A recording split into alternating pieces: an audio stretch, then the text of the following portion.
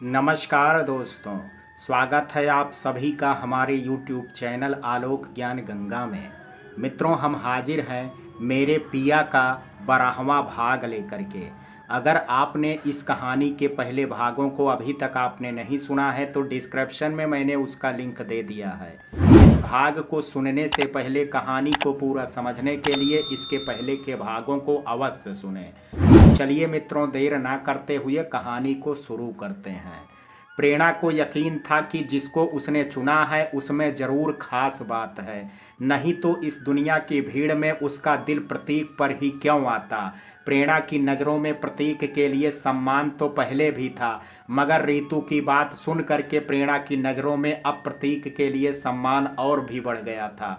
प्रेरणा ने रितु का बात का जवाब देते हुए कहा, आपके प्रतीक भैया सच में बहुत अच्छे इंसान हैं। रितु ने मायूस हो करके कहा, पहले प्रतीक भैया अक्सर घर आ जाया करते थे, मगर अब मैं अपने प्रतीक भैया से कभी कभी ही मिल पाऊंगी। प्रेरणा ने कहा, शायद आप इसलिए बोल रही हो क्योंकि आपके प्रतीक भैया का प्रमोशन हो गया है और उनका काम अब दूसरी सिटीज और कंट्रीज में जाने का होगा। रितु ने मायूसी के साथ अपना सिर हाँ में हिला दिया और तब प्रेरणा ने रितु से कहा, इसमें मायूस होने वाली क्या बात है, बल्कि आपको तो खुश होना चाहिए कि आपके प्रतीक भैया का प्रमोशन हो गया है। रितु ने कहा, ऐसी बात नहीं है कि मैं खुश नहीं हूँ, मैं बहुत खुश हूँ भैया के प्रमोशन से, मगर दुख इस बात का है कि भैया से अब कभी कभार ही मिल पाऊंगी।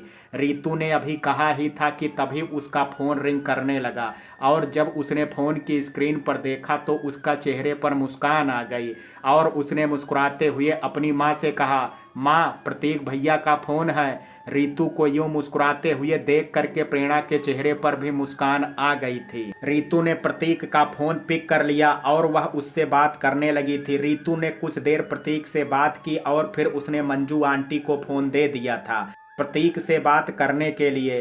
कुछ देर मंजू आंटी ने प्रतीक से बात की और फिर वापस फ़ोन रितु को दे दिया। रितु ने जब अपनी माँ से फ़ोन ले करके कान से लगाया तब उसने प्रतीक से कहा, भैया आज हमारे साथ प्रेरणा मैडम भी हैं, आप उनसे भी बात कर लीजिए। प्रतीक प्रेरणा से बात नहीं करना चाहता था, मगर अब वह कोई बहाना भी नहीं ढूंढ पाया और तब तक रितु ने प्रेरणा की ओर फोन बढ़ा दिया था।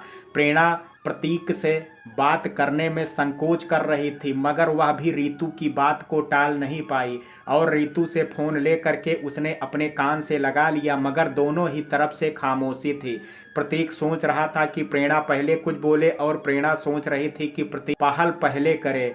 तभी रितु ने प्रेरणा को चुप देख करके उससे कहा, क्या हुआ मैडम, आप कुछ बोल क्यों नहीं रही हैं। प्रेरणा ने रितु की बात को सुन करके जैसे अपनी चेतना में वापस आते हुए कहा, हूँ। और फिर प्रेरणा ने प्रतीक से सहमे हुए स्वर में कहा, कैसे हैं सर आप। प्रतीक ने रूखेपन से जवाब देते हुए कहा, ठीक हूँ। और अब प्रतीक को भी औपचारिकता करनी थी, इसलिए उसने प्रेरणा से कहा, और आप कैसी हैं। प्रेरणा ने कहा, अच्छी हूँ, पूछने के लिए थैंक्स। और फिर से दोनों के बीच खामोशी छा गई। आखिर दोनों का रिश्ता अभी कुछ ऐसा ही था कि दोनों के बीच बात करने के लिए अभी कुछ था ही नहीं और इसलिए तब प्रतीक ने प्रेरणा से कहा, मुझे कुछ काम है, मैं फ़ोन रखता हूँ। प्रेरणा ने कहा, टेक केयर। और तब मजबूरन ही सही प्रतीक को भी कहना पड़ा, आप भी अपना ख्याल रखिएगा। सुन करके प्रेरणा के चेहरे पर मुस्कान आ गई और फिर प्रतीक ने फ़ोन कट कर दिया। प्रतीक का फ़ोन कट करने के बाद प्रेरणा ने रितु का फ़ोन उसे वापस कर दिया और फिर रितु ने प्रेरणा से कहा, सॉरी मैडम, बातों बातों में आपसे पूछना ही भूल गई, आप चाय नहीं पीती हैं तो आपके लिए कुछ ठंडा बना दूं। प्रेरणा ने कहा, कुछ नहीं रितु, बस एक गिलास पानी पिला दो। रितु ने कहा, ऐसे कैसे हो सकता है, आप पहली बार हमारे घर आई हैं और बिना खातिरदारी के कैसे जा सकती हैं। प्रेरणा ने कहा, आखिर इतनी अच्छी दोस्त जो मिल गई है मुझे, इसलिए अब आना जाना बना रहेगा, इसलिए खातिरदारी के और भी अवसर मिलते रहेंगे। रितु ने कहा, आपने मुझे अपना दोस्त कहा मैडम। प्रेरणा ने मुस्कुरा करके कहा, हाँ। रितु ने कहा, पहले मैं आपके लिए पानी ले आऊं, बाकी बाद में करती हूं। और रितु तब वहां से खड़ी होकर के किचन की ओर चली गई। प्रतीक ने फ़ोन कट करने के बाद खुद से कहा, रितु को क्या ज़रूरत थी प्रेरणा मैडम से बात करने की। जितना मैं प्रेरणा मैडम से दूर जाने की कोशिश कर रहा हूँ, मगर हालात ऐसे बन जाते हैं कि मैडम से संपर्क हो ही जाता है। तभी प्रतीक के पास आकर के शैली ने वहाँ रखी चेयर पर बैठ करके कहा, प्रेरणा कैसी है? यह सवाल सुन करके प्रतीक ने शैली की ओर प्रश्न भरी नजरों से देखा और तब जवाब में शैली ने प्रतीक की ओर देखते हुए खुद ही कहा, आप मुझे ऐसे क्यों देख रहे हैं प्रतीक जी? मैंने तो इसलिए पूछ लिया क्योंकि अभी आपकी प्रेरणा से बात जो हुई है। प्रतीक ने शैली की ओर देखते हुए कहा, आप जैसा समझ रही हैं वैसा कुछ भी नहीं है मैडम। शैली ने बनते हुए कहा, मैंने तो कुछ कहा भी नहीं और मैं समझी नहीं कि आप किस बारे में बात कर रहे हैं। और फिर शैली ने प्रतीक के सामने मासूम बनने का नाटक करते हुए कहा, आप प्रेरणा के बारे में पूछने की वजह से तो ऐसा नहीं बोल रहे हैं। मैंने तो बस इसलिए पूछ लिया था क्योंकि काफ़ी टाइम से मैं प्रेरणा से मिली नहीं हूँ, इसलिए आपसे आपका हाल पूछ लिया। आखिर मेरी कंपनी में जॉब करती है प्रेरणा, उसके बारे में जानने का हक तो बनता है। यहाँ तक भी बाज नहीं आई। प्रतीक अभी भी कुछ कहता, शैली ने खुद ही अपनी बात जारी रखते हुए प्रतीक से आगे कहा, और मैं जानती हूँ आप उसके पीछे जाएंगे ही क्यों, क्योंकि सामान्य क्लास लड़की है वो। आखिर आपके चाहने वालों की क्लास तो अलग ही है मिस्टर प्रतीक। प्रतीक ने कहा, आप क्या कह रही हैं? मेरी तो कुछ समझ में ही नहीं आ रहा है। और तब शैली अपनी जगह से खड़ी हुई और उसने प्रतीक के पास जा करके उसके बालों में हाथ फेरते हुए कहा, आप बहुत भोले हैं प्रतीक जी, मगर आप फिक्र मत कीजिए, मेरे साथ रहते रहते सब सीख जाएंगे। शैली प्रतीक को अपनी ओर आकर्षित करना चाहती थी, इसलिए उसने प्रतीक के बालों पर हाथ फेरा था, मगर प्रतीक को शैली की ये हरकत अच्छी नहीं लगी, इसलिए वह अपनी जगह से खड़ा हुआ और शैली से कुछ कदम दूर जा करके उसने शैली की ओर पीठ कर ली और फिर उसने शैली से कहा, आपको कुछ काम था क्या मुझसे?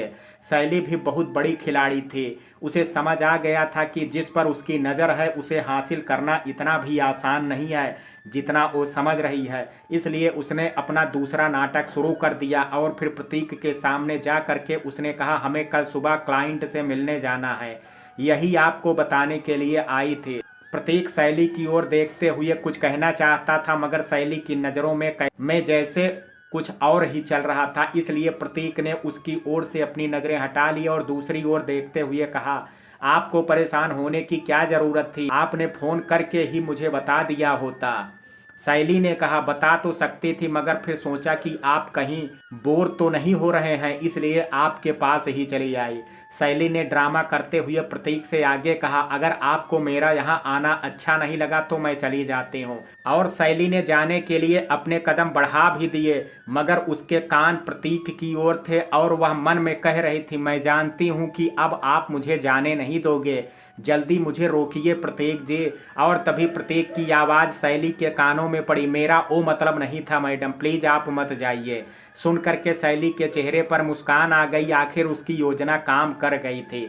शैली के चेहरे पर वैसे मुस्कान आ गई थी, मगर जब प्रतीक की ओर पलटी तो उसने खुद को उदास दिखाया ताकि प्रतीक की ओर से उसे हमदर्दी मिल सके। और फिर उसने प्रतीक के पास जा करके उदासी भरे स्वर में कहा, आप शायद मुझे गलत समझते हैं प्रतीक जी। प्रतीक ने कहा, ऐसी बात नहीं है मैडम, मैं आपको गलत क्यों समझूंगा? अगर आपको मेरी बातों का बुरा लगा हो तो सॉरी। शैली ने यह सुनते ही जान करके प्रतीक को छूने की मंशा से उसके होंठों पर अपनी उंगली रख दी और उसकी आंखों में देखते हुए कहा, प्लीज़ सॉरी मत बोलिए प्रतीक जी। शैली की इन हरकतों से प्रतीक असहज महसूस कर रहा था, मगर वह क्या कहे उसे ये समझ नहीं आ रहा था। आखिर शैली योजनाबद्ध तरीके से अपनी भूमिका जो अदा कर रही थी। शैली जानती थी कि उसने अभी प्रतीक को छुआ है, इसलिए शायद वह उससे कुछ कह सकता है, इसलिए उसने प्रतीक के होंठों से उंगली हटा ली और फिर उसने प्रतीक से कहा, सॉरी, शायद मुझे ऐसा नहीं करना चाहिए था। प्रतीक खुद को अभी इस स्थिति से बाहर करना चाहता था, इसलिए उसने शैली से कहा, चलिए डिनर करने चलते हैं। शैली ने कहा, आपकी बात को टालने का मन भी तो नहीं करता, चलिए फिर चलते हैं। प्रतीक तब शैली के साथ अपने रूम से चला गया। शैली प्रतीक को अपना दीवाना बनाने का कोई भी अवसर नहीं छोड़ना चाहती थी, इसलिए उसने प्रतीक से आगे कहा, प्रतीक जी, अगर आपको कोई प्रॉब्लम ना हो तो क्या मैं अपनी ड्रेस चेंज कर लूँ? कुछ देर मेरे रूम में चल करके आप वेट कर लेंगे। प्रतीक ने कहा मगर ये ड्रेस भी अच्छी है मैडम। शैली ने प्रतीक की ओर देखते हुए कहा आपको ये ड्रेस अच्छी लग रही है? प्रतीक ने कहा हाँ अच्छी तो है। शैली ने कहा आप कह रहे हैं तो ठीक है, फिर चेंज नहीं करती हूँ। और फिर शैली ने प्रतीक की ओर देखते हुए आगे कहा चलिए फिर डिनर करते हैं। और फिर दोनों होटल के रेस्टोरेंट में पहुंच गए। होटल का मैनेजर शैली को जानता था, इसलिए वह शैली और प्रतीक को देख करके उनके पास आ गया और उसने शैली से कहा मैम आपने जो टेबल आपने डिनर के लिए बोली थी वो तो अभी फ्री नहीं है। सुनते ही शैली का पारा चढ़ गया और उसने मैनेजर से कहा नहीं है से आपका क्या मतलब है? आप जानते हैं ना कि मैं कौन हूँ? शैली का गुस्सा देख करके मैनेजर घबरा गया और उसने सहमे हुए स्वर में शैली से कहा मैम। लेकिन शैली कहाँ सुनने वाली थी, उसने मैनेजर को अपनी बात तक रखने का अवसर नहीं दिया और बीच में बोलते हुए चिल्ला करके कहा मैं कुछ नहीं जानती, मुझे वही टेबल चाहिए। अगर तुम अपनी नौकरी की सलामती चाहते हो तो मुझे अभी वही टेबल खाली करा करके दो। मैनेजर का चेहरा रुआंसा हो गया था और वहां खड़ा प्रतीक मैनेजर की हालत को समझ पा रहा था, इसलिए उसने प्रतीक से कहा मैडम हमें डिनर ही तो करना है, किसी और टेबल पर कर लेते हैं। शैली ने कहा ऐसे कैसे प्रतीक जी, जब इन्हें पता है कि मैंने वो टेबल बुक की है तो वहाँ कोई और कैसे बैठ सकता है? मैं कुछ नहीं जानती, उसे वही टेबल खाली करवानी पड़ेगी। प्रतीक शैली के गुस्से और उसकी जिद से कुछ वाकिफ हो गया था, इसलिए उसने अब शैली को समझाने के बजाय मैनेजर से स्थिति जानने के लिए पूछा जब मैडम ने अपने लिए टेबल बुक की थी तब फिर आपने वो टेबल किसी और को कैसे दे दी? मैनेजर ने कहा मैं वही वजह तो बताने की कोशिश कर रहा हूँ। शैली ने तभी फिर से मैनेजर पर चिल्लाते हुए कहा क्या बताने की कोशिश कर रहा है तू? मैं कुछ नहीं जानती हूँ, अभी वो टेबल खाली करवा दे। मैनेजर की हालत देख करके प्रतीक ने शैली से कहा मैडम एक बार इनको भी अपनी बात रख लेने दीजिए। शैली ने कहा आप बोल रहे हैं इसलिए मैं मान लेती हूँ। और फिर शैली ने उस मैनेजर की ओर देखते हुए कहा चल बता क्या सफाई देना चाहता है तू? मैनेजर ने कहा आप जब भी यहाँ आती हैं तो 9 बजे के बाद ही डिनर करने आती हैं, इसलिए मैंने वो टेबल किसी और को दे दी थी। प्रतीक ने तब अपनी घड़ी की ओर देखा, अभी तो 8 भी नहीं बजे थे। शैली ने तब उस मैनेजर की ओर घूरते हुए कहा मैं कुछ नहीं जानती, मुझे वो टेबल अभी चाहिए। प्रतीक को मैनेजर की हालत देख करके उस पर तरस आ रहा था, इसलिए उसने मैनेजर से कहा अच्छा सर ये बताइए कि वो टेबल कितनी देर में फ्री हो जाएगी? मैनेजर ने कहा 15 से 20 मिनट में सर। शैली अभी कुछ कहना ही चाहती थी लेकिन प्रतीक ने उससे पहले मैनेजर से कहा अच्छा ठीक है हम 20 मिनट वेट कर लेते हैं। शैली ने कहा 20 मिनट हम क्यों वेट करेंगे प्रतीक जी? प्रतीक ने कहा कोई बात नहीं मैडम 20 मिनट की ही तो बात है, तब तक हम वेट कर लेते हैं। और फिर प्रतीक ने मैनेजर से कहा आप जा करके अपना काम देखिए हम आते हैं। और तब मैनेजर ने प्रतीक से थैंक्स कहा और फिर वह वहां से चला गया। मैनेजर के वहां से जाने के बाद शैली ने प्रतीक से कहा आपकी वजह से मैंने उसे जाने दिया। प्रतीक समझ गया था कि शैली का अभी भी पारा चढ़ा हुआ है, इसलिए उसने कुछ तरकीब सोची और फिर उसने शैली से कहा एक काम करते हैं ना, हम इस मौके का फायदा उठा करके क्यों ना आप तब तक अपने कपड़े चेंज कर लीजिए, वैसे भी आप बोल रहे थे। सुनते ही शैली के चेहरे पर मुस्कान आ गई और उसका गुस्सा जाता रहा और फिर उसने मुस्कुराते हुए प्रतीक से कहा सच में? प्रतीक ने भी तब मुस्कुरा करके हाँ में अपना सिर हिला दिया। शैली ने कहा तब फिर चलिए चलते हैं। और तब प्रतीक जाने के लिए आगे बढ़ा था कि तभी उसने कुछ सोच करके शैली से कहा आप चलिए मैं अभी आता हूँ। शैली ने कहा आप कहाँ जा रहे हैं? प्रतीक ने कहा उस मैनेजर से तो बोल आऊं कि वो टेबल टाइम से खाली करा दे। शैली ने कहा अच्छा ठीक है। और तब प्रतीक मैनेजर के पास गया और उसने मैनेजर से कहा गलती आपकी नहीं थी, इसलिए मैडम की तरफ से मैं सॉरी बोलता हूँ सर। मैनेजर ने कहा नहीं सर, आपको सॉरी बोलने की ज़रूरत नहीं है, आपकी वजह से ही तो मेरी जॉब बच गई। मैं जानता हूँ कि मैडम की पहुंच होटल के मालिक तक है, अगर वो चाहती तो सच में मुझे जॉब से निकलवा सकते थे, इसलिए आपका बहुत बहुत धन्यवाद सर। प्रतीक ने कहा कोई बात नहीं, आप आराम से टेबल खाली करा देना और जब टेबल खाली हो जाए तो मुझे मैसेज कर देना, ये लो मेरा नंबर। और कहते हुए प्रतीक ने अपना कार्ड मैनेजर की ओर बढ़ा दिया। मैनेजर ने प्रतीक के हाथ से कार्ड ले लिया और फिर प्रतीक वहां से आगे बढ़ गया। शैली के मैनेजर के साथ हो रही बहस वहीं पास की टेबल पर बैठी नेहा ने सुन ली थी और उसने तब अपने बॉयफ्रेंड से कहा मुझे उस टेबल पर बैठ करके डिनर करना है। नेहा के बॉयफ्रेंड नीरज ने कहा, बट इस टेबल पर भी तुम्हारे कहने पर ही तो बैठे थे।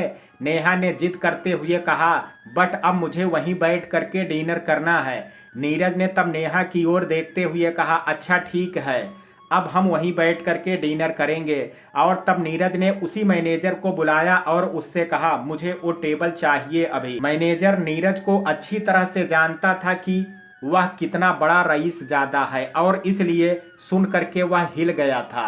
और आखिर हिलता भी क्यों नहीं, अभी एक मुसीबत को तो उसने बड़ी मुश्किल से टाला था और अब दूसरी मुसीबत उसके सामने आकर के खड़ी जो हो गई थी। मैनेजर अभी कुछ कह पाता उससे पहले नीरज ने गुस्से से उसकी ओर देखते हुए कहा, सुना नहीं क्या तूने, वो टेबल अभी खाली करा दे। मैनेजर ने हिम्मत जुटा करके डरते हुए कहा, मगर सर वहां पर तो एक कपल बैठा हुआ है। तभी नेहा ने मैनेजर से कहा, वो कपल तो वहां से हट गया अब। तभी मैनेजर ने उस टेबल की ओर देखा, वो कपल वहां से खड़े हो गए थे और वह अभी कुछ और कह पाता उससे पहले नीरज ने मैनेजर से कहा, चल जा अब उस टेबल को हमारे लिए रेडी करवा। मैनेजर नीरज के गुस्से से वाकिफ था, मगर अब वह मुश्किल में फंस गया था, इसलिए उसने सहमे हुए स्वर में डरते डरते नीरज से कहा, सर वो टेबल ऑलरेडी बुक है। और तभी नेहा ने नीरज से कहा, ये क्या बोल रहा है। नीरज ने तब मैनेजर से गुस्से के साथ कहा, ओ मुझे कुछ नहीं पता है, मुझे वो टेबल चाहिए अभी। मैनेजर अभी वहीं खड़ा था और सोच रहा था कि क्या कहे। तभी नीरज ने गुस्से के साथ कहा, सुना नहीं क्या तूने, जा करके वो टेबल रेडी करा। मैनेजर जानता था कि अब अगर उसने कुछ भी कहा तो उसकी पिटाई हो सकती है, इसलिए अब वहां से जाना ही उसने ठीक समझा। जब मैनेजर वहां से चला गया तब नेहा के चेहरे पर एक कुटिल मुस्कान तैर गई और उसने खुद से मन में कहा, शैली तुझे बहुत घमंड है ना खुद पर, मैं भी देखती हूँ कि तू आज उस टेबल पर कैसे डिनर करती है। प्रतीक शैली के रूम में बैठा हुआ था और वॉशरूम से कपड़े चेंज करके शैली के बाहर आने का वेट कर रहा था। तभी प्रतीक का फोन रिंग करने लगा। प्रतीक ने जब फोन की स्क्रीन पर देखा तो पाया कि कोई अपरिचित नंबर है। उसने तब फोन पिक कर लिया और तब दूसरी ओर से मैनेजर ने कहा, सर होटल का मैनेजर बोल रहा हूँ। मैनेजर अभी कुछ कह पाता उससे पहले प्रतीक ने बीच में बोलते हुए कहा, मतलब आपने टेबल रेडी करा दी है, हम पहुंच रहे हैं कुछ देर में। मैनेजर ने कहा, सर मैं जानता हूं कि आप एक अच्छे इंसान हैं, मैं आपसे एक रिक्वेस्ट करूं तो क्या आप मेरी बात मानेंगे सर। प्रतीक ने कहा, क्या बात है, साफ साफ बोलो। मैनेजर ने कहा, सर आप कहें तो मैं आपके रूम में आपका डिनर भिजवा दूं। प्रतीक ने कहा, मगर क्यों, हम लोग तो रेस्टोरेंट आ रहे हैं। मैनेजर ने मायूसी भरे स्वर में कहा, सर बात यह है कि मैं आपके लिए टेबल रेडी करवाने वाला था, मगर तभी यहाँ के एक रईस जादे ने भी उसी टेबल की डिमांड कर दी। सर वो बहुत पैसे वाला है, मुझे डर था कि कहीं वो उससे कुछ कहता, वो मुझे पीट भी सकता था। आप एक अच्छे इंसान लगे मुझे, इसलिए आपसे रिक्वेस्ट कर रहा हूँ सर, अगर आप भी मेरी बात नहीं समझेंगे तो मुझे नौकरी छोड़ करके अभी ही यहाँ से जाना पड़ेगा। प्रतीक ने मैनेजर की बात का जवाब देते हुए कहा, आप परेशान मत होइए, आपकी नौकरी मैं जाने नहीं दूंगा। मैनेजर ने कहा, thank you so much sir, आप जैसे अच्छे लोगों की वजह से ही हम जैसे लोग इन बिगड़े हुए अमीर जादों से सुरक्षित रह पाते हैं। तभी शैली कपड़े चेंज करके वहाँ आ गई थी और उसने प्रतीक के पास आकर के कहा, किसका फोन है। प्रतीक ने तब मैनेजर से कहा, मैं आकर के आपसे मिलता हूँ, अभी फोन रख रहा हूँ। और तब प्रतीक ने फोन रख दिया। शैली ने तब प्रतीक की ओर देखते हुए कहा, अच्छा बताइए मैं कैसी लग रही हूँ इस ड्रेस में। प्रतीक ने कहा, ये ड्रेस अच्छी लग रही है आप पर। शैली ने हल्की सी मुस्कान चेहरे पर लाते हुए प्रतीक से कहा, कोई तारीफ करना तो आपसे सीखे। और फिर शैली ने प्रतीक से आगे कहा, वैसे आप किससे बात कर रहे थे। और फिर शैली ने शक भरी नजरों से प्रतीक की ओर देखते हुए कहा, क्या प्रेरणा थी फोन पर। प्रतीक जिसका मूड अभी तक अच्छा था, शैली की बात सुन करके उसका मूड खराब हो गया और उसने शैली की ओर गुस्से से घूरते हुए कहा, ये कैसा सवाल है और आप कहना क्या चाहती हैं मैडम। और फिर प्रतीक ने शैली से आगे कहा, मेरा प्रेरणा मैडम से कोई और रिश्ता नहीं है जैसा आप समझ रही हैं। सुन करके शैली के चेहरे पर मुस्कान आ गई और उसने मुस्कुराते हुए कहा, मैं ये सोचना भी नहीं चाहती कि आपके और उस प्रेरणा के बीच कोई रिश्ता हो भी। आखिर आपको बहुत ऊंचाइयों तक पहुंचना है और फिर प्रेरणा का स्टेटस ही क्या है। शैली ने प्रतीक के और पास जा करके कहा, आपको प्रेरणा के बारे में मेरा कहने का बुरा लगा, उसके लिए सॉरी प्रतीक जी। प्रतीक ने कहा जाने दीजिए इस बात को, अब चलिए अब चलते हैं। शैली ने कहा जी। और फिर प्रतीक और शैली वहां से आगे बढ़ गए और शैली ने खुद से मन में कहा मैं प्रेरणा को आपके आसपास तो क्या आपकी सोच से भी दूर रखना चाहती हूँ प्रतीक जी, तभी तो आपको ये प्रमोशन दिलवाया है। और यह विचार करके शैली के चेहरे पर एक कुटिल मुस्कान तैर गए। शैली अब अपने घर आ गई थी, बेड पर लेटी हुई थी, तभी उसके फोन की रिंग बजी और उसने देखा कि फोन उसकी फ्रेंड ललिता का है। प्रेरणा अब अपने घर आ गई थी, बेड पर लेटी हुई थी, तभी उसके फोन की रिंग बजी और उसने देखा कि फोन उसकी फ्रेंड ललिता का है। उसने फोन रिसीव कर लिया और कान से लगाते हुए कहा हाँ ललिता बोलो। ललिता ने कहा मैं बहुत नाराज हूँ तुझसे, तेरे पास इतना भी वक्त नहीं था कि तू जाने से पहले एक बार मुझसे मिल करके जाते। प्रेरणा ने कहा ऐसी बात नहीं है यार, हालात ऐसे बन गए थे कि मुझे जल्दबाजी में आना पड़ा। ललिता ने कहा तेरी भाभी को मैं जानती हूँ कि वो क्या है, और उसने फिर से अपना कोई रूप दिखा दिया होगा तो कोई नई बात नहीं है, मगर मैंने क्या गलत किया जो तूने जाने से पहले इतना भी वक्त नहीं मिला कि मुझसे एक बार भी मिल करके जाती। प्रेरणा ने कहा सॉरी ललिता, मैं जानती हूँ कि तू मुझसे नाराज है, मगर मेरी बहन मुझे भी तो समझने की कोशिश कर। ललिता ने कहा समझती नहीं तो फोन ही क्यों करती, बस दुख इस बात का है कि तेरे दुख की घड़ी में मैं तेरा साथ नहीं दे पाई, तेरा दुख नहीं बांट पाई। प्रेरणा ने कहा ऐसा मत बोल यार, आखिर क्या मैं जानती नहीं हूँ कि कोई साथ दे ना दे, ललिता मेरे साथ है, इसलिए ऐसा मत बोल। ललिता ने कहा भाभी ने भले तेरे साथ जैसा भी व्यवहार किया हो, मगर तू अपने प्रतीक सर को खुद से दूर अब मत जाने देना। प्रतीक सर बहुत अच्छे इंसान हैं, उनके साथ तू खुश रहेगी प्रेरणा। ललिता की बातें सुन करके प्रेरणा की आंखें भर आई थी। आखिर अब वह ललिता से क्या ही कहते, जिसके भरोसे वह वापस आई थी वो तो उससे दूर चला गया था। मगर प्रेरणा नहीं चाहती थी कि ललिता को ये पता लगे और उसे उसके लिए दुख हो, इसलिए उसने ललिता से कहा मैं भी जानती हूँ कि प्रतीक सर के साथ मैं खुश रहूँगी, फिर भला मैं इतने अच्छे इंसान को दूर खुद से क्यों होने दूंगी। और कहते हुए प्रेरणा की पलकों में रुके हुए आंसू अब उसके गालों पर आ गए थे।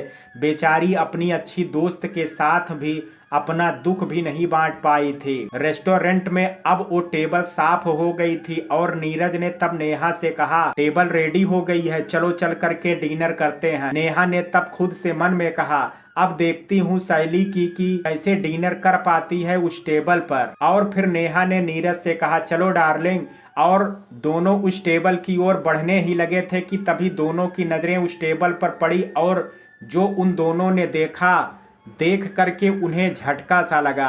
आखिर उनके वहां पहुंचने से पहले प्रतीक और शैली उस टेबल पर बैठ जो चुके थे और यह देख करके नेहा का खून खौल उठा और उसने नीरज से गुस्से भरे स्वर में कहा मैं कुछ नहीं जानती, मुझे वहीं बैठना है। नीरज ने कहा तुम फिक्र मत करो नेहा, आज हम उसी टेबल पर बैठ करके डिनर करेंगे। और कह करके दोनों उस टेबल की ओर बढ़ गए। मैनेजर ने प्रतीक और शैली को पहले ही वहां बैठते हुए देख लिया था और उसने तब नीरज और नेहा को गुस्से से उस टेबल की ओर जाते हुए भी देख लिया था। और ऐसी स्थिति को देख करके बेचारा मैनेजर बहुत घबराया हुआ था और आखिर अब कुछ कर भी नहीं सकता था सिवाय दूर से उस घटना को देखने के।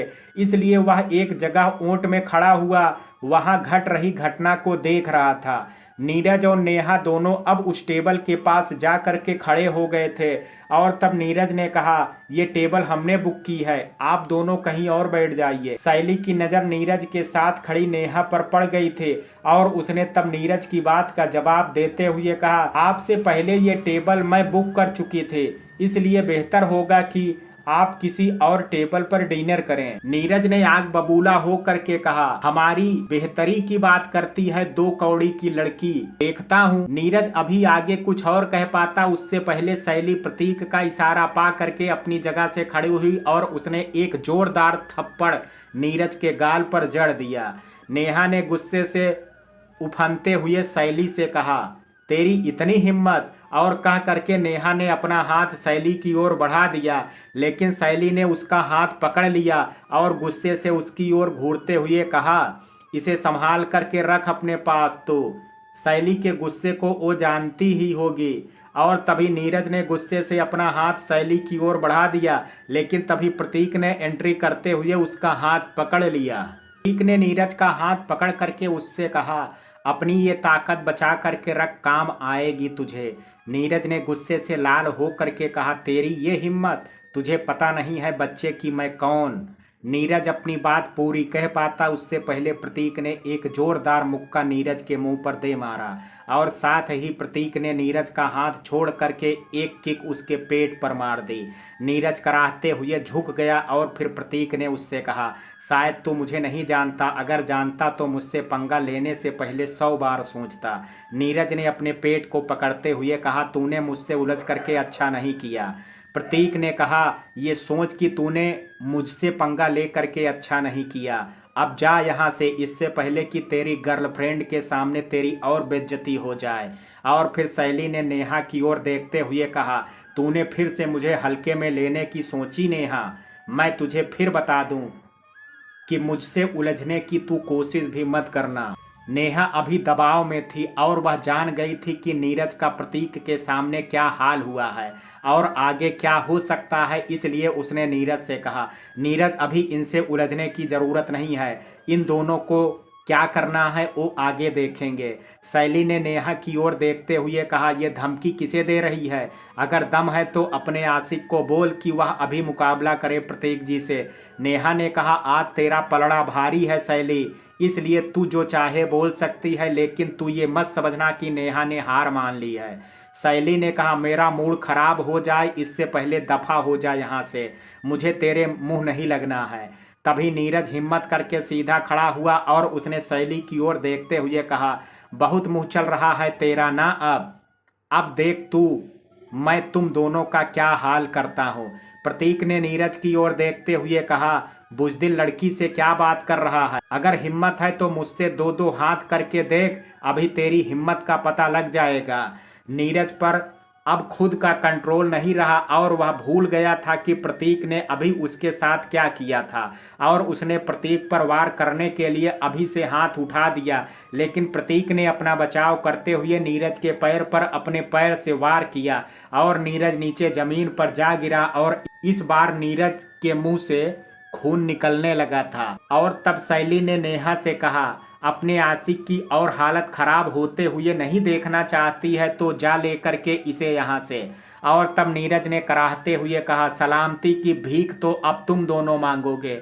और कह करके नीरज ने अपनी जेब से फ़ोन निकाला और वह किसी को फ़ोन मिला पाता उससे पहले प्रतीक ने उसके हाथ से फ़ोन छीन लिया और फिर उससे कहा, क्या हुआ बच्चे? हिम्मत ने जवाब दे दिया, इसलिए अब अपने गुंडों को बुलाना चाहता है। और फिर प्रतीक ने नीरज की ओर देखते हुए कहा और उसकी ओर घूरते हुए कहा, ले फोन, और उसने वो अरमान भी पूरे कर ले, कहीं तुझे बाद में मलाल ना रह जाए। नीरज ने भी प्रतीक के हाथ से फोन ले लिया था और अपने चमचों को फोन मिला करके वहां आने को कहा। और फिर नीरज ने प्रतीक से कहा, तू जानता नहीं है मेरी पहचान को, मुझसे यहाँ के लोग डरते हैं, किसी की हिम्मत नहीं है कि कोई मुझसे आंख मिला करके बात भी कर सके। कितने ही लोगों को मैंने जान से मारा है और तुझसे पंगा लेना चाहता है और तू मुझसे पंगा लेना चाहता है। तू देख अब मैं तेरा क्या हाल करता हूँ। तू कुछ देर में मेरे पैरों पर गिर करके भीख मांगेगा अपनी जिंदगी की। प्रतीक ने नीरज की ओर देखते हुए कहा, तेरी हालत पर तरस आ रहा है मुझे, इस हाल में बड़ा दुख हुआ और फिर भी इतना घमंड। प्रतीक ने नीरज की ओर देखते हुए गुस्से से कहा, मिस्टर नीरज, हर गलत काम का अंत होता ही होता है। नीरज ने खून लगे दांतों के साथ मुस्कुराने की कोशिश करते हुए कहा, बस कुछ देर और, बस देख तू मेरे पैरों पर गिर करके अपनी जिंदगी की भीख मांगेगा। प्रतीक ने एक चेयर उठा करके नीरज के पास रखी और फिर वह उस चेयर पर बैठ गया और उसने नीरज की ओर देखते हुए कहा, चल देखते हैं, तू आज बुला ले जिसको भी बुलाना चाहता है, मैंने तेरी पूरी टीम के स्वागत के इंतजाम की भी तैयारी कर दी है। अभी शैली प्रतीक के पास आई और उसने प्रतीक से कहा, इस सब की क्या जरूरत है, इसको सबक तो मिल गया है, हम यहाँ से चलते हैं। तभी नेहा ने शैली के पास आकर के कहा, बड़ी जल्दी डर गई, अभी कुछ देर पहले तो तू बड़ी बड़ी बातें कर रही थी, अब क्या हुआ, सारी हेकड़ी निकल गई। शैली ने कहा, बुजदिल दूसरों के भरोसे लड़ते हैं, अगर है दम तो अपने इस आशिक को अकेले लड़ा करके देख प्रतीक जी से। नेहा ने मुस्कुराते हुए कहा, इसमें बुजदिली कैसी मिस शैली, जिसके पास ताकत होगी वो तो अपनी ताकत का इस्तेमाल करेगा ही। अगर तेरे पास अपने गुंडे हैं तो तू भी बुला ले उन्हें, तुझसे मना किसने किया है। शैली अभी कुछ और कहना ही चाहती थी, लेकिन तभी प्रतीक ने बीच में बोलते हुए कहा, मैडम आप डर क्यों रही हैं, बुलाने दीजिए इन लोगों को, अपने गुंडे को। सबको अच्छे से स्वागत नहीं किया तो आप देखिएगा।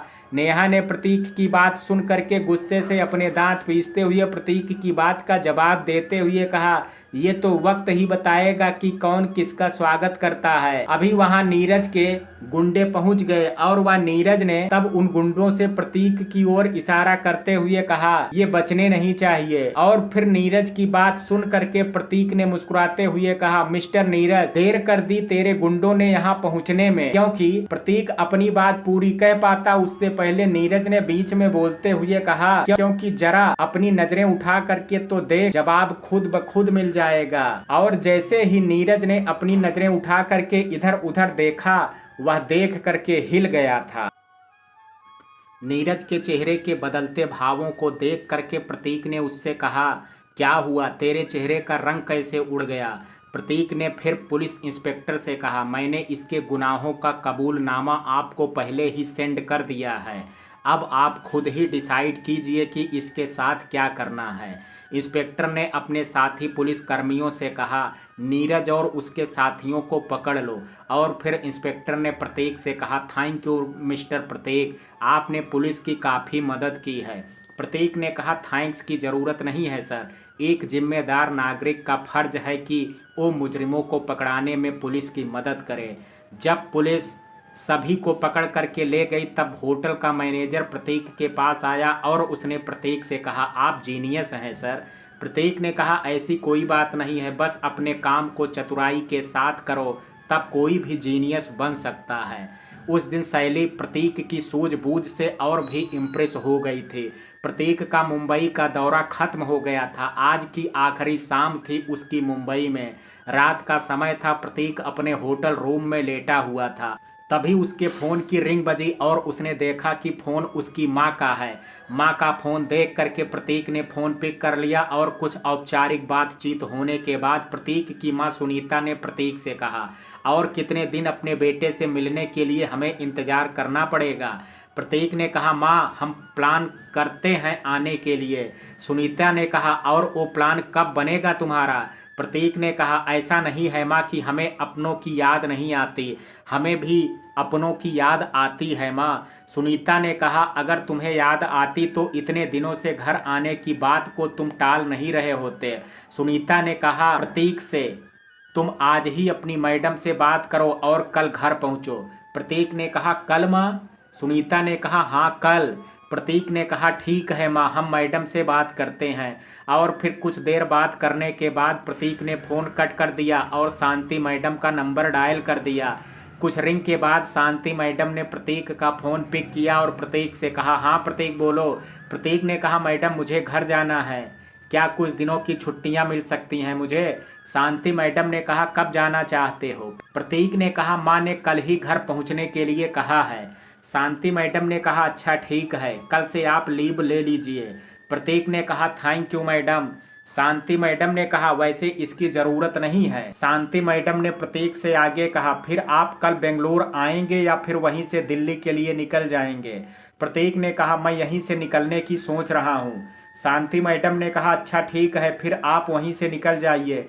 शांति मैडम से बात करने के बाद प्रतीक ने फ़ोन कट कर दिया और अब वह अपने घर जाने के लिए काफ़ी उत्साहित था और उसे तभी ख्याल आया कि उसे शैली को भी ये बात बता देनी चाहिए। इसलिए उसने शैली को फ़ोन किया और अपने घर जाने के बारे में बता दिया। शैली ने जैसे ही सुना कि प्रतीक घर जा रहा है, उसने उदासी भरे स्वर में कहा, तो आप घर जा रहे हैं। प्रतीक ने कहा, हाँ कुछ दिनों के बाद मैं वापस आ जाऊंगा। शैली ने कहा, अच्छा ठीक है, मुझे आपके लौटने का इंतजार रहेगा। अगले दिन प्रतीक और शैली दोनों एयरपोर्ट साथ गए थे और वहां से अपनी अपनी फ्लाइट से वो दोनों अपनी अपनी मंजिल के लिए निकल गए थे।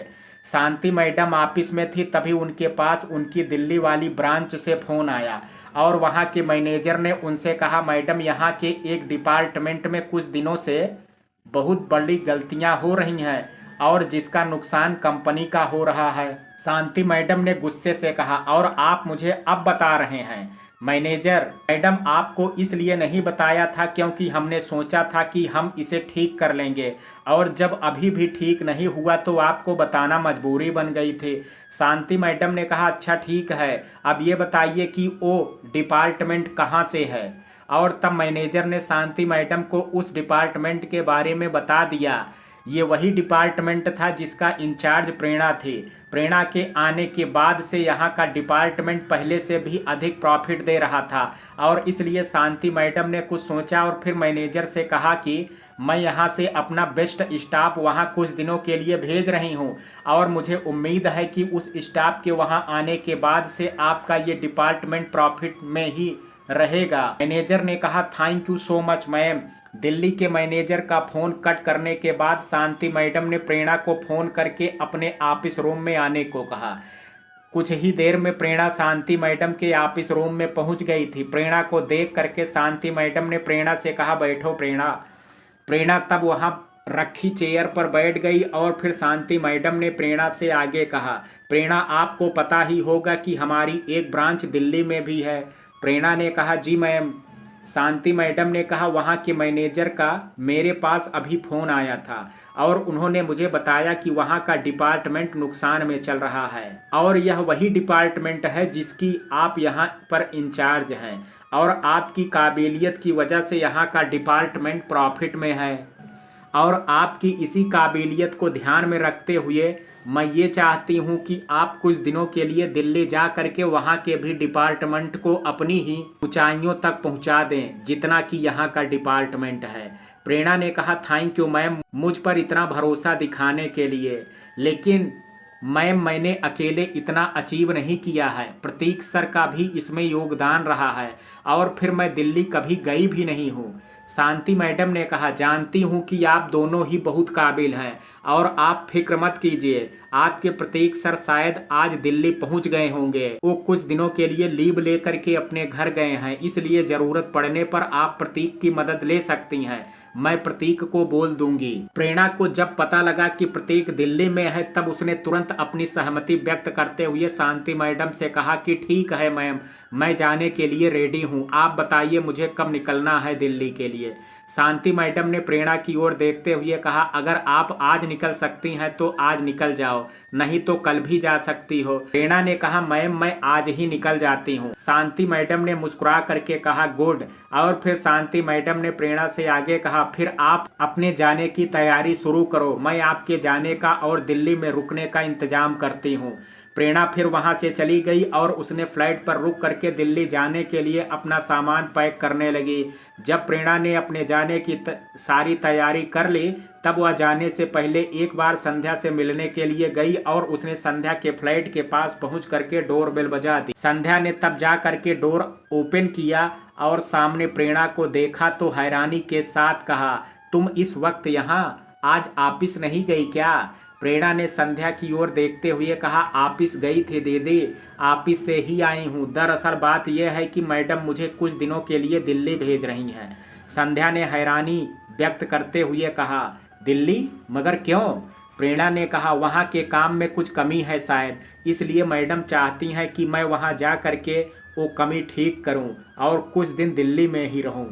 संध्या ने कहा, तो तुम अभी निकल रही हो क्या? प्रेरणा ने कहा, हाँ दीदी, इसलिए जाने से पहले आपसे मिलने के लिए आई थी। संध्या ने कहा, तुम्हारे बिना सूना सूना लगेगा प्रेरणा, जल्दी वापस आना। प्रेरणा ने कहा, जी दीदी। और फिर संध्या से मिल करके प्रेरणा एयरपोर्ट के लिए निकल गई। प्रतीक अपने घर पहुंच गया था और इसलिए उसके घर पहुंचने पर उसके घर पर चहल पहल थी। प्रतीक की मां ने आज प्रतीक की पसंद का खाना बनाया था। जब सुनीता प्रतीक को खाना परोस रही थी तब उन्होंने प्रतीक से कहा, क्या वहाँ पर अच्छा खाना नहीं मिलता था? प्रतीक ने कहा मिलता था ना माँ। सुनीता ने कहा फिर तुम दुबले क्यों हो गए हो? प्रतीक ने कहा माँ कहाँ हम दुबले हैं, जैसे गए थे वैसे ही वापस आए हैं। सुनीता ने कहा अब हम तुम्हें वापस नहीं जाने देंगे, तुम्हारी कंपनी की ब्रांच यहाँ भी है ना, तो तुम अब अपना ट्रांसफ़र यहीं करा लो। प्रतीक ने खाने का एक निवाला खाते हुए कहा माँ खाना तो वहाँ पर खाया था, मगर आपके हाथों का खाना खाने के लिए जैसे तरस गए थे हम। सुनीता ने कहा तभी तो कह रहे हैं कि तुम यहीं अपना ट्रांसफ़र करा लो, बोल देना अपनी मैडम से कि तुम्हारी माँ मना कर रही है तुम्हें बेंगलोर भेजने के लिए। और तभी अमित की माँ अनीता ने वहां आ करके पानी का ग्लास रख करके कहा हाँ भैया आप यहीं वापस आ जाइए। प्रतीक ने कहा आना तो हम भी चाहते हैं, अगर मुमकिन हो सका तो हम देखते हैं। सुनीता ने कहा ओ हम कुछ नहीं जानते हैं, तुम मैडम को बोलो कि वो तुम्हारा ट्रांसफ़र यहाँ कर दें। प्रतीक ने कहा माँ हम कह तो रहे हैं कि हम बात करेंगे मैडम से। और फिर प्रतीक ने अनीता की ओर देखते हुए कहा आंटी अमित कहाँ है, दिख नहीं रहा है वो। अनीता ने कहा कैफे गए हैं। प्रतीक ने हैरानी के साथ कहा कैफे? अनीता ने कहा अभी उनकी छुट्टियां थी इसलिए वो फुल टाइम काम करते हैं कैफे में। प्रतीक ने कहा जानते हैं कि अमित कितने स्वाभिमानी हैं, देखना आंटी एक दिन अमित बहुत बड़े आदमी बनेंगे। और फिर प्रतीक ने अनीता की ओर देखते हुए कहा और अमित का 12वीं का रिजल्ट आने वाला था ना। तभी सुनीता ने बीच में बोलते हुए कहा तुम दोनों भाइयों से भी अच्छे नंबर आए हैं अमित के। प्रतीक ने कहा हम जानते थे माँ, आखिर अमित बहुत काबिल है। प्रतीक ने अनीता आंटी की ओर देखते हुए कहा आंटी अमित किस कैफे में जॉब करता है, हम उससे वहीं जा कर के मिल आते हैं। अनीता ने तब उस कैफे का एड्रेस प्रतीक को बता दिया। प्रतीक का अब खाना हो गया था और उसने तब अपनी माँ से कहा माँ फिर हम अभी अमित से मिलने जा रहे हैं। और फिर प्रतीक वहाँ से चला गया। अमित कैफे में ही था और वह अभी काम कर रहा था। प्रतीक जब कैफे पर उसे प्रतीक वहां नहीं दिखा, तब उसने एक स्टाफ से पूछा क्या यहाँ अमित नाम का लड़का जॉब करता है? जिससे प्रतीक ने पूछा था वह रवि था, जो कि अमित के साथ ही जॉब करता था। रवि ने प्रतीक की बात का जवाब देते हुए कहा हाँ करता है ना सर। और फिर अमित ने प्रतीक से कहा मगर सर अब अमित का काम ऑर्डर लेने का नहीं है, बड़े सर ने अमित की काबिलियत को देख करके उसकी तरक्की कर दी है, इसलिए अगर आपको कुछ ऑर्डर करना है तो मुझे बता दीजिए। प्रतीक ने कहा मुझे अमित से मिलना है, क्या मैं अभी मिल सकता हूं उससे? रवि ने कहा अच्छा ठीक है सर मैं बुला देता हूं उन्हें। और फिर रवि वहां से अमित को बुलाने के लिए चला गया। रवि ने अमित को जा करके बताया कि कोई साहब आपसे मिलना चाहते हैं। और तब अमित रवि के साथ वहां आया और जैसे ही उसने देखा कि वह प्रतीक है जो उससे मिलना चाहता है, प्रतीक को देख करके उसके चेहरे पर मुस्कान आ गई और वह तब प्रतीक के पास आया और उसके पैर उसने छू लिए। प्रतीक ने कहा ये क्या कर रहे हो अमित? अमित ने कहा अपने भाई का आशीर्वाद ले रहा हूँ। प्रतीक अपनी जगह से खड़ा हुआ और उसने अमित के कंधे पर हाथ रखते हुए कहा तुम सच में एक अच्छे बच्चे हो। अमित ने कहा भैया आप क्या लेंगे, चाय कॉफ़ी या कोल्ड ड्रिंक? तभी प्रिंस भी वहां पहुंच गया और उसने प्रतीक के पैर छुए और फिर अमित से कहा जो भी तुम्हारे कैफे में है वो सब मंगा दो, आज हमारे भाई के आने की खुशी में पार्टी मेरी तरफ से है। प्रतीक ने प्रिंस की ओर देखते हुए मुस्कुरा करके कहा पार्टी तुम्हारी तरफ से और बिल भाई के पैसे से भी हटेगा छोटे? प्रिंस ने कहा हाँ वो तो है भाई। प्रतीक ने कहा क्या बात है छोटे? प्रतीक ने आगे कहा मैं मजाक कर रहा था, तुम दोनों को जो खाना है वो मंगा लो। और तभी प्रतीक के फोन की रिंग बजने लगी और उसने देखा कि फोन शांति मैडम का है। और तब उसने बिना देरी किए फोन पिक कर लिया और तब शांति मैडम ने प्रतीक से कहा आप दिल्ली पहुंच गए क्या? प्रतीक ने कहा जी मैडम। शांति मैडम ने कहा आज प्रेरणा भी दिल्ली पहुंच जाएगी। सुनते ही प्रतीक ने हैरानी के साथ कहा प्रेरणा मैडम दिल्ली आ रही हैं? प्रतीक ने शांति मैडम से कहा मगर प्रेरणा मैडम को अचानक से यहाँ क्यों आना पड़ा? शांति मैडम ने कहा आपको मालूम है ना कि हमारी कंपनी की एक ब्रांच दिल्ली में भी है। प्रतीक ने कहा जी मैडम। शांति मैडम ने कहा और वहाँ की ब्रांच में प्रेरणा वाले डिपार्टमेंट में कुछ दिनों से घाटा हो रहा है, इसलिए मैं कुछ दिनों के लिए प्रेरणा को वहाँ भेज रही हूँ। प्रतीक ने कहा ओके मैडम। शांति मैडम ने कहा एक बात और प्रतीक। प्रतीक ने कहा जी मैडम बताइए। शांति मैडम ने कहा अगर जरूरत पड़ेगी तो आप प्रेरणा की मदद कर दीजिएगा वहाँ की ब्रांच में। और एक बात जब तक प्रेरणा वहाँ है तब तक आप दिल्ली में रहोगे और आप अपनी छुट्टियों की चिंता मत करना, वो मैं एडजस्ट करा दूंगी। शांति मैडम ने प्रतीक से आगे कहा, अच्छा प्रतीक, अभी मुझे कुछ काम याद आ गया है, अगर जरूरत पड़ी तो मैं आपको बाद में फोन करती हूँ। और कह करके प्रतीक ने फोन कट कर दिया। सुनते ही प्रतीक सोच में पड़ गया था, आखिर वह जिससे दूरी बनाने की कोशिश कर रहा था, किस्मत उसके पीछे पीछे ही क्यों ला रही है। बात करने के बाद जब प्रतीक ने फोन कट कर दिया तब उसके चेहरे के भाव बदल चुके थे और इसलिए तब अमित ने प्रतीक से कहा, क्या हुआ भैया, कोई प्रॉब्लम है क्या। तभी प्रतीक ने अमित की बात का जवाब देते हुए कहा, कैसे बात कर रहे हो तुम अमित, प्रॉब्लम में और भैया, प्रॉब्लम तो भैया से दूर भागती है। प्रतीक ने प्रिंस की ओर देखते हुए कहा, प्रिंस तुम बातें बनाना छोड़ो और जो खाना है वो ऑर्डर कर दो। प्रिंस ने कहा, आपको पता भी नहीं चला भैया, ऑर्डर तो हमने कब का कर भी दिया है। प्रतीक ने कहा, हमारे लिए तो नहीं किया है ना तुमने कुछ ऑर्डर। प्रिंस ने कहा, आप फोन पर बिजी थे इसलिए नहीं किया, अभी आप हमारे ऑर्डर में से शेयर कर लीजिएगा, तब तक हम आपके लिए और ऑर्डर कर देते हैं। प्रतीक ने कहा, अच्छा किया जो तुमने हमारे लिए कुछ ऑर्डर नहीं किया, हम घर से खाना खा करके आए हैं इसलिए आप दोनों खा लो, वो तो हमें अमित से मिलना था इसलिए हम यहाँ आ गए। अमित अभी कुछ कहना ही चाहता था कि तभी प्रतीक का फोन फिर से रिंग करने लगा। इस बार किसी का अननोन नंबर था।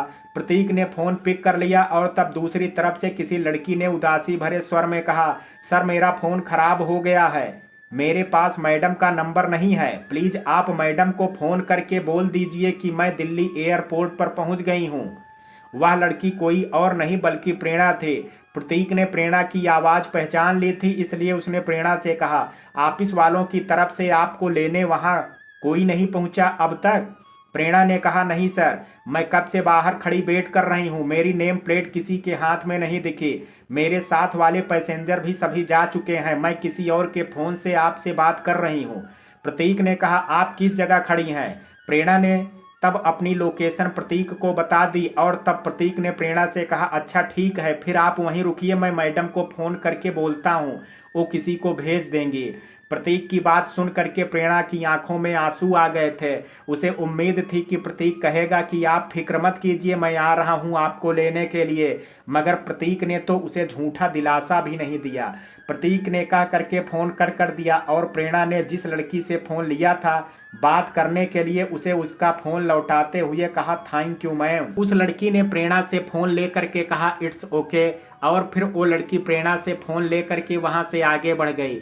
प्रतीक प्रेरणा का फ़ोन कट करके शांति मैडम का नंबर डायल करने ही लगा था कि तभी उसे अचानक ना जाने क्या हुआ, शांति मैडम का नंबर डायल नहीं किया बल्कि वही नंबर डायल कर दिया जिस नंबर पर उसकी प्रेरणा से अभी बात हुई थी।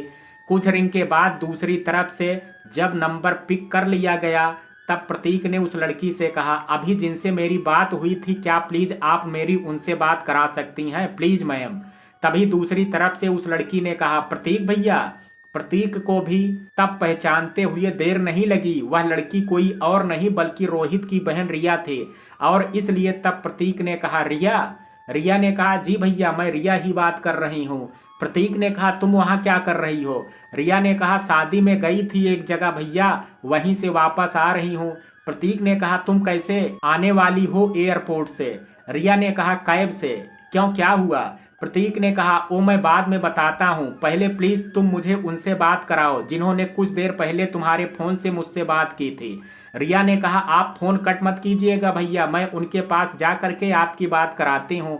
और कह करके रिया वापस उस ओर चली गई जहाँ प्रेरणा खड़ी थी।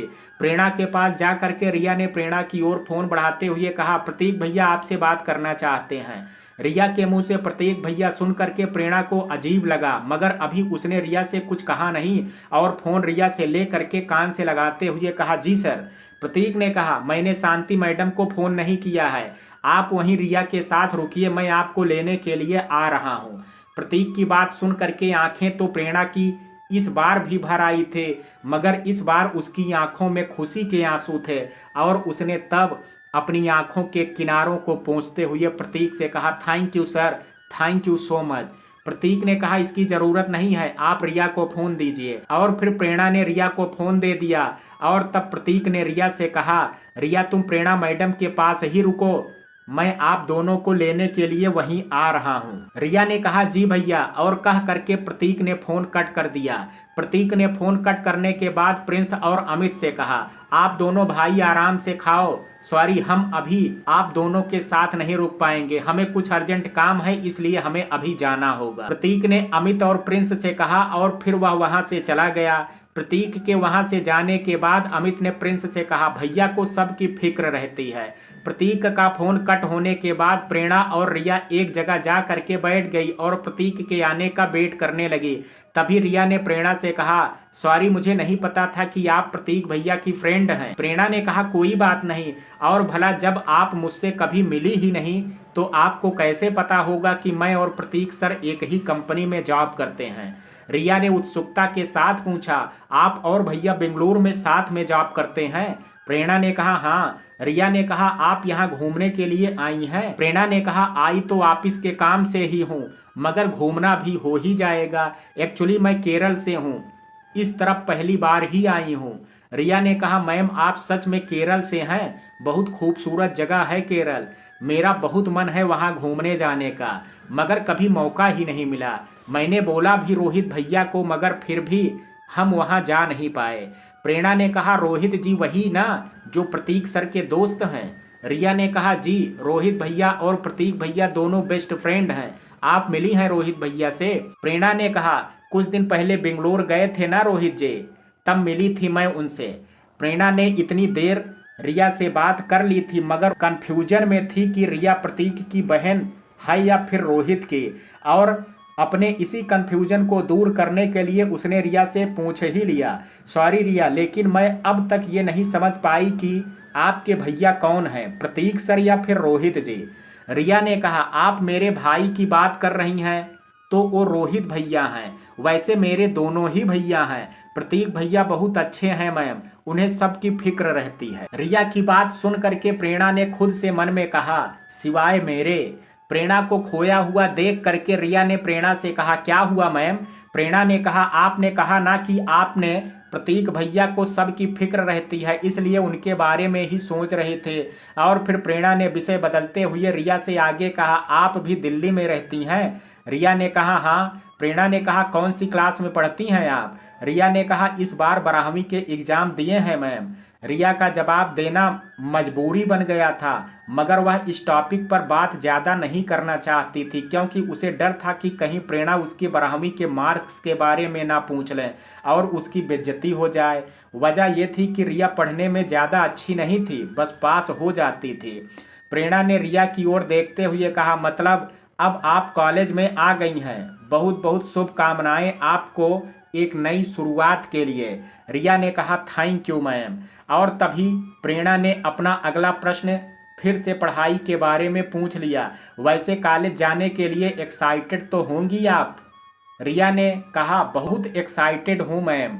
मगर अब रिया इस टॉपिक पर और बात नहीं करना चाहते थे, इसलिए उसने खुद ही प्रेरणा से कहा, मैम प्रतीक भैया को फ़ोन करके पूछती हूँ कि कहाँ पहुँचे हैं। और तभी प्रेरणा ने रिया से कहा, फ़ोन मत करो रिया, वो देखो आपके प्रतीक भैया आ रहे हैं। रिया ने तब उस ओर देखा और प्रतीक को देख करके उसके चेहरे पर मुस्कान आ गई। प्रतीक ने प्रेरणा और रिया के पास आ करके कहा, कहीं मुझे आने में देर तो नहीं हो गई? प्रेरणा कुछ कहना ही चाहती थी, लेकिन तभी रिया ने बीच में बोलते हुए कहा, नहीं भैया आप सही वक्त पर पहुँचे हैं। प्रतीक ने कहा, चलो फिर चलते हैं। प्रतीक के कहने पर प्रेरणा अपना सामान उठाने ही लगी थी, लेकिन प्रतीक ने बिना उससे कुछ कहे उसके दोनों बैग खुद ही उठा लिए। और तब प्रेरणा ने प्रतीक की ओर देखते हुए कहा, एक मैं ले लेती हूँ। लेकिन वह अभी कह ही रही थी कि तभी प्रतीक ने उसकी ओर देखा और प्रेरणा कहते कहते रुक गई और प्रतीक उसके दोनों बैग ले करके चलने लगा था। तभी प्रतीक ने रिया से कहा, रिया तुम भी अपना बैग मुझे दे दो। रिया ने कहा, नहीं भैया मैं ले चलूंगी। प्रतीक ने कहा, पक्का? रिया ने कहा, जी भैया। कुछ देर में प्रतीक, प्रेरणा और रिया तीनों प्रतीक की गाड़ी के पास पहुंच गए थे। प्रतीक ने सामान अंदर रखा और तीनों गाड़ी में अंदर बैठ गए और फिर प्रतीक ने गाड़ी आगे बढ़ा दी। प्रतीक गाड़ी ड्राइव कर रहा था और प्रेरणा और रिया दोनों पिछली सीट पर बैठी हुई थी। गाड़ी में अभी शांति थी, लेकिन तभी रिया ने प्रतीक से पूछा, भैया आप दिल्ली कब आए? प्रतीक ने कहा, आज ही सुबह पहुंचा हूं। प्रतीक ने आगे रिया से कहा, वैसे तुम कहां से आ रही हो? रिया ने कहा, एक फ्रेंड की सिस्टर की शादी में गई थी भैया। प्रतीक ने कहा, अच्छा तो तुम शादी से आ रही हो? प्रेरणा चुपचाप दोनों की बातें सुन रही थी। आखिर वह बात भी क्या करती। प्रतीक से उसका रिश्ता अभी ज़्यादा अच्छा था नहीं और रिया से उसकी अभी नई नई पहचान हुई थी। भले प्रेरणा के लिए रिया से नई पहचान हुई थी मगर रिया का नेचर अलग ही था।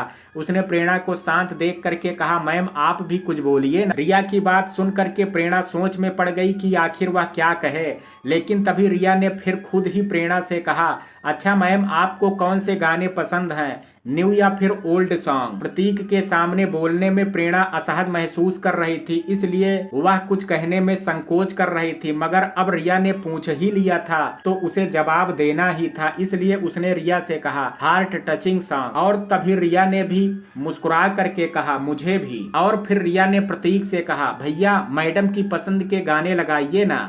प्रतीक ने कहा, मुझे थोड़े ही पता है कि मैडम को कौन सा गाना पसंद है। रिया ने कहा, मैम ने कहा ना कि अभी उन्हें हार्ट टचिंग सॉन्ग पसंद है, फिर आप लगा दीजिए। और प्रतीक को तब गाना प्ले करना ही पड़ा और जो गाना प्ले हुआ उसके बोल थे, दिल कहता है चल उनसे मिल, उठते हैं कदम रुक जाते हैं। जैसे गाने ने बोलों ने प्रतीक के दिल का हाल बयां कर दिया हो। प्रतीक ने गाने के बोल सुन करके बदलना चाहा था, लेकिन रिया ने तभी प्रतीक से कहा, भैया अच्छा गाना तो है, चलने दीजिए प्लीज।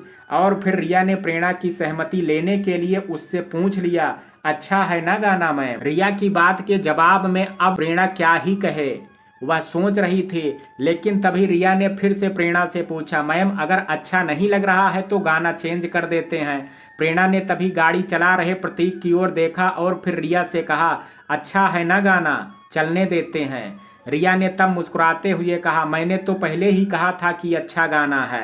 प्रतीक ने अभी तक प्रेरणा से नहीं पूछा था कि उसे कहाँ ठहरना है और इसलिए प्रेरणा ने ही खुद अब प्रतीक से कहा, जब तक कंपनी में किसी से कांटेक्ट नहीं होता है आप मुझे किसी अच्छे होटल में छोड़ दीजिएगा जो हमारी यहाँ की ऑफिस के पास ही हो। प्रेरणा ने कहा, प्रतीक से ही था, लेकिन उसका नाम लेकर के नहीं कहा था। और प्रतीक अभी प्रेरणा की बात के जवाब में कुछ कहता उससे पहले रिया ने कहा, मैम हमारा घर बहुत बड़ा है, आपको कहीं रुकने की क्या ज़रूरत है, आप मेरे साथ हमारे घर चलिए और जब तक दिल्ली में हो तब तक हमारे ही घर में रहिएगा। प्रेरणा ने कहा, थैंक यू रिया, लेकिन मैं किसी को परेशान नहीं करना चाहती, मैं मैनेज कर लूंगी। प्रेरणा ने कहा, जरूर रिया से था, मगर उसका इशारा प्रतीक की ओर था।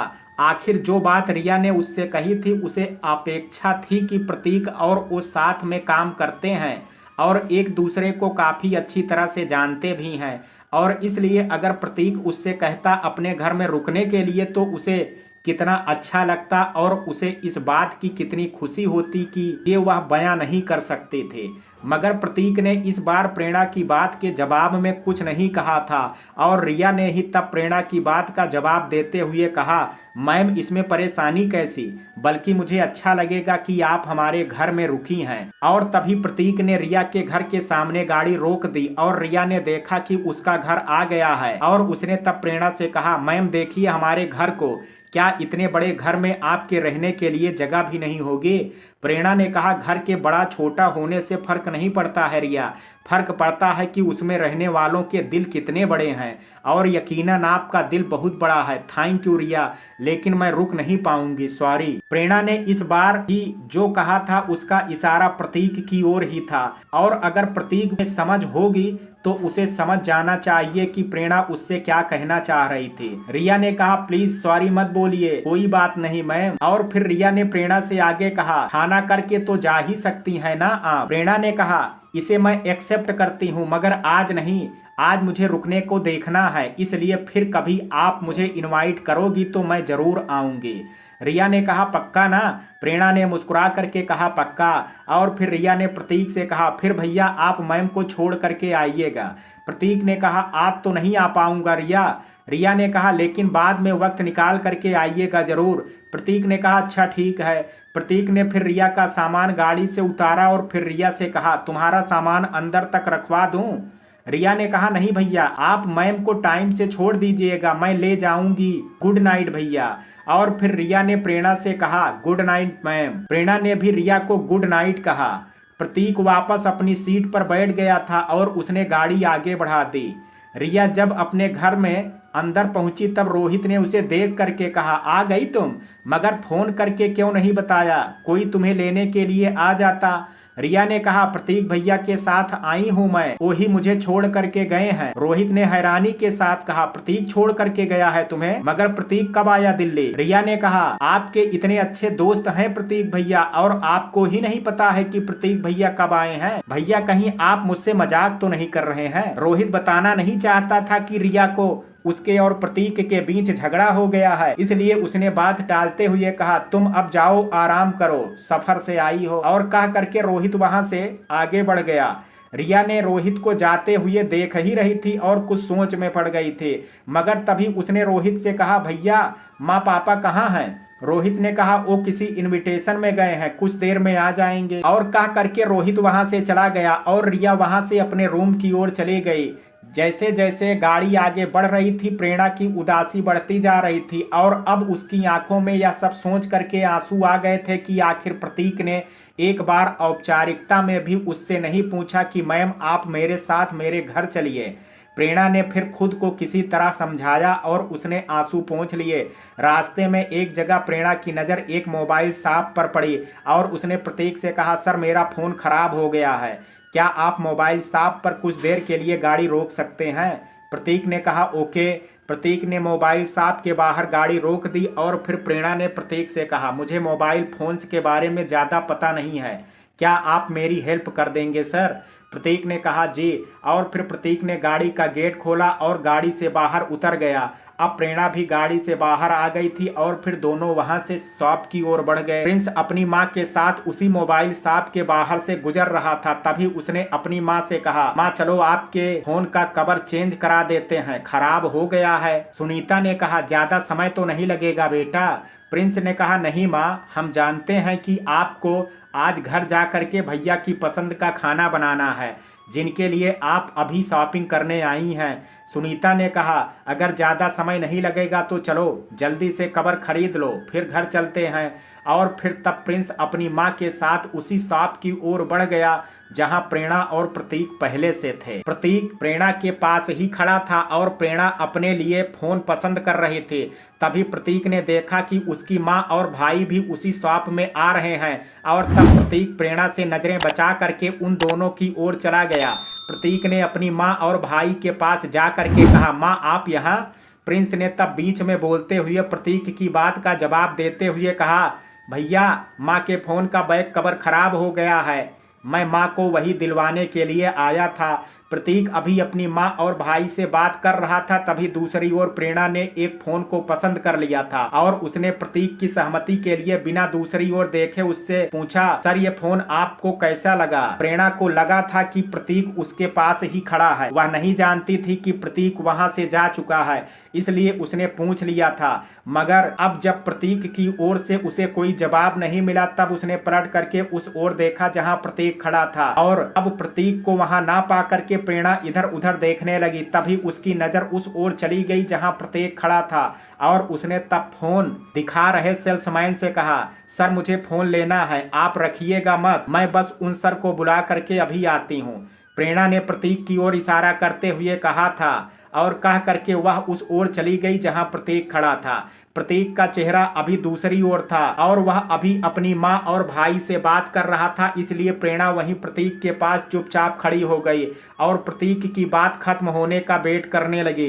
प्रतीक तो प्रेरणा से पीठ करके खड़ा था, मगर प्रिंस और उसकी माँ का चेहरा प्रेरणा की ओर ही था, इसलिए दोनों ने प्रेरणा को देख लिया था और वो दोनों समझ भी गए थे कि प्रेरणा प्रतीक से बात करना चाहती है। और इसलिए तब प्रतीक की माँ ने प्रतीक से कहा बेटा देखो शायद उन्हें तुमसे कुछ बात करनी है। प्रतीक ने कहा इससे माँ, और कहते हुए प्रतीक ने अपने पीछे पलट करके देखा तो पाया वहाँ प्रेरणा खड़ी है और उसने तब प्रेरणा से कहा आपने फोन पसंद कर लिया? प्रेरणा ने कहा हाँ मुझे तो अच्छा लग रहा है, एक बार आप भी देख लीजिए। तभी प्रतीक ने अपनी माँ और भाई की ओर देखा जो कि दोनों को बड़े ध्यान से देख रहे थे और प्रतीक ने सोचा कि कोई गलतफहमी हो उससे पहले उसे शंका दूर कर देनी चाहिए। और इसलिए उसने तब अपनी माँ से प्रेरणा का परिचय देते हुए कहा, माँ ये हैं प्रेरणा मैडम, हम दोनों एक ही कंपनी में जॉब करते हैं और आज ही कंपनी ने इन्हें दिल्ली की ब्रांच में कुछ दिनों के लिए भेजा है यहाँ। प्रेरणा ने तब सुनीता को नमस्ते कहा और जवाब में सुनीता ने भी प्रेरणा को नमस्ते कहा और फिर प्रतीक ने प्रिंस को भी प्रेरणा से परिचय कराया। प्रिंस और प्रेरणा ने भी एक दूसरे को नमस्ते कहा और फिर प्रतीक ने अपनी माँ से कहा, माँ मैडम को फ़ोन खराब हो गया था इसलिए मैं उनके साथ यहाँ आया था। यहाँ से मैडम को किसी अच्छी होटल में छोड़ करके मैं घर आ जाऊंगा। सुनीता ने एक बार प्रेरणा की ओर देखा और फिर प्रतीक की ओर देखते हुए कहा, होटल में बेचारी कहाँ परेशान होगी, वहाँ का खाना पता नहीं कैसा होगा। तुम अपने घर में मैडम को रुकने के लिए बोल दो, घर आखिर घर ही होता है और होटल होटल ही। सुनीता की बात सुन करके प्रेरणा ने एक बार प्रतीक की ओर देखा, शायद वह उसके चेहरे के भावों को पढ़ना चाहते थे। उसने जो प्रतीक के चेहरे पर देखा उसके बाद उसने सुनीता से कहा, आंटी आप लोग मेरी वजह से क्यों परेशानी उठाएंगी, मैं मैनेज कर लूँगी। सुनीता ने प्रेरणा की ओर देखते हुए कहा, नहीं बेटा इसमें परेशानी कैसी। और फिर सुनीता ने प्रतीक की ओर देखते हुए कहा, प्रतीक बेटा तुम ही बोलो मैडम को, बेचारी लड़की अजनबी शहर में अकेली रहेगी। प्रतीक नहीं चाहता था कि प्रेरणा उसके साथ उसके घर में रहे, मगर वह अपनी माँ की बात भी नहीं टाल सकता था, इसलिए उसने प्रेरणा से कहा, अगर आपको कोई ऐतराज ना हो तो आप हमारे घर में रुक सकती हैं। और फिर सुनीता ने प्रेरणा की ओर देख करके कहा, हाँ बेटा रुक जाओ, हम आपसे जबरदस्ती नहीं कर रहे हैं, मगर आप अगर हमारे घर में रुकोगी तो हमें अच्छा लगेगा। प्रेरणा हाँ करना चाहती थी मगर प्रतीक की वजह से वह संकोच कर रही थी, क्योंकि उसे लग रहा था कि प्रतीक नहीं चाहता है कि वह यहाँ रुके। और इसलिए उसने फिर से प्रतीक के चेहरे की ओर देखा और तब सुनीता ने प्रतीक की ओर देखते हुए कहा, बेटा मैडम तुम्हारी ही बात मानेंगी, तुम अगर बोलोगे तो वह हमारे घर रुक जाएंगी। प्रतीक की अब मजबूरी बन गई थी, वह चाह करके भी प्रेरणा को मना नहीं कर सकता था और इसलिए उसने तब प्रेरणा से एक बार फिर से कहा, आप हमारे घर ही रुक जाइए मैडम। सुनीता ने प्रेरणा की ओर देखते हुए कहा, बेटा हम तो यही चाहते हैं कि आप हमारे घर रुको, बाकी हम आपको फोर्स नहीं करेंगे, आखिरी निर्णय आपका ही है। अब सबको प्रेरणा के जवाब का ही इंतजार था और प्रेरणा ने तब अपनी चुप्पी तोड़ते हुए कहा, आपने मुझे अपने घर में रहने की परमिशन दी, उसके लिए बहुत बहुत धन्यवाद आपका आंटी। आप जैसे अच्छे लोगों के साथ रह करके काफ़ी कुछ सीखने को मिलेगा। सुन करके सुनीता और प्रिंस के चेहरे पर मुस्कान आ गई थी, मगर प्रतीक के चेहरे के भाव कुछ और ही थे। सुनीता ने प्रेरणा की बात के जवाब में मुस्कुरा करके कहा, आप अपना फ़ोन खरीद लो, फिर प्रतीक के साथ घर आ जाना, हम आपके घर आने का इंतज़ार करेंगे। और फिर सुनीता ने प्रतीक से कहा, प्रतीक हम अब निकलते हैं, तुम ही हमारे फ़ोन का कवर लेते आना। प्रतीक ने कहा, माँ आप अपनी पसंद का कवर लेते जाइए। सुनीता ने कहा, अच्छा फिर जो प्रेरणा मैडम कवर पसंद कर लें वो ले आना, हम घर आ करके तुम सब के लिए खाने की तैयारी करते हैं। और फिर सुनीता ने प्रेरणा की ओर देखते हुए कहा, बेटा तुम हमारे फ़ोन के लिए अपनी पसंद का कवर ले आना।